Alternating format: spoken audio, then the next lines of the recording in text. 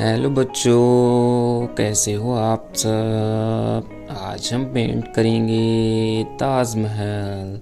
तो देखते हैं इसको पेंट करने में कौन से कलर यूज़ होंगे।